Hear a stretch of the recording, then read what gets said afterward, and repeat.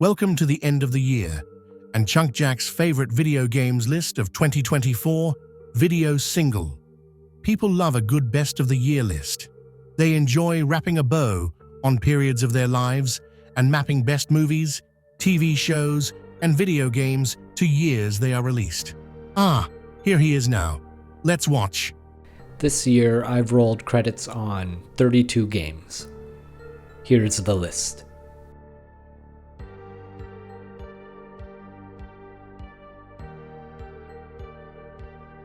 Of those 32, only 10 came out this year. Here's a list of those. Of these 10 games I played that were released this year, I think the one that is most interesting for me to talk about is Final Fantasy VII Rebirth.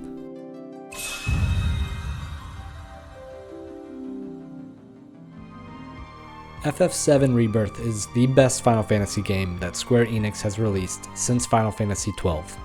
It is exactly how I hoped Final Fantasy games would be like in the future when I was a kid.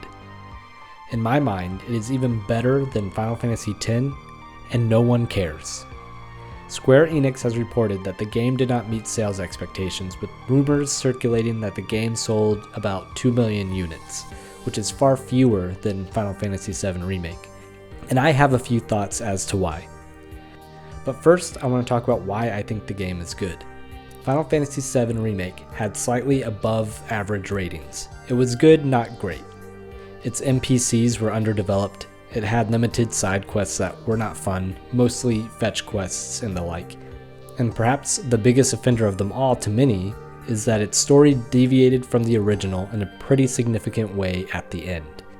Final Fantasy VII Rebirth fixes a lot of those issues. NPCs are fun to interact with, the game is chock full of side content, almost to its detriment, and it felt more open than Remake, as well as the last few mainline installments of Final Fantasy. All while, for the most part, staying true to the original for the particular story beats Rebirth covers. It fleshes out characters in appropriate ways for the story. It's funny, it's sad, it's exciting. The art direction and graphics are great, and the soundtrack is what you would expect from a mainline Final Fantasy game. By all accounts, it is my belief that this game should at least be in the conversation for Game of the Year. And yet, for many, it's not. A point of correction here, Chunk Jack wrote the script for this video back in October. It appears that Final Fantasy VII Rebirth may in fact make many best of the year lists, which kind of voids the whole topic of the video, doesn't it? Oh well. So now the negatives. I believe the reason why this game may be being overlooked for Game of the Year is because it follows Remake. Fans were not happy that the original story was being split into 3 chapters with 3 different releases, Remake being the first, and Rebirth being the second.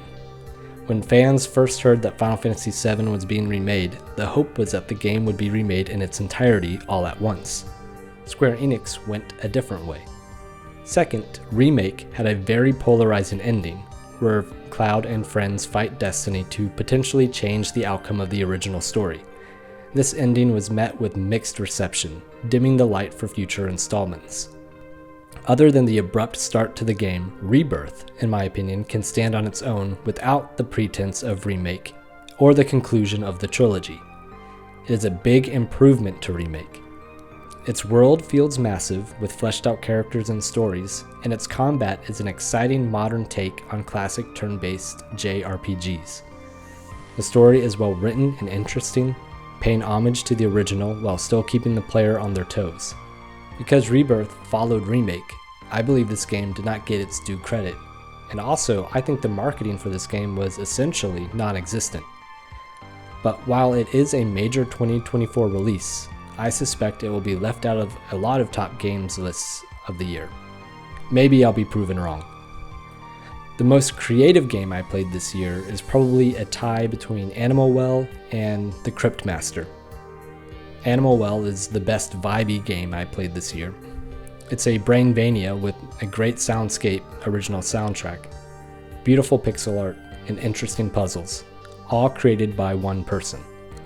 The Crypt Master has interesting mechanics, It is a dungeon crawler that has turn-based combat where the faster you type with discernment, the better you do. But in order to level up, you have to be able to answer some riddles. Astrobots was my favorite platformer and hopefully gives Sony a push to revitalize some IPs that have been left by the wayside.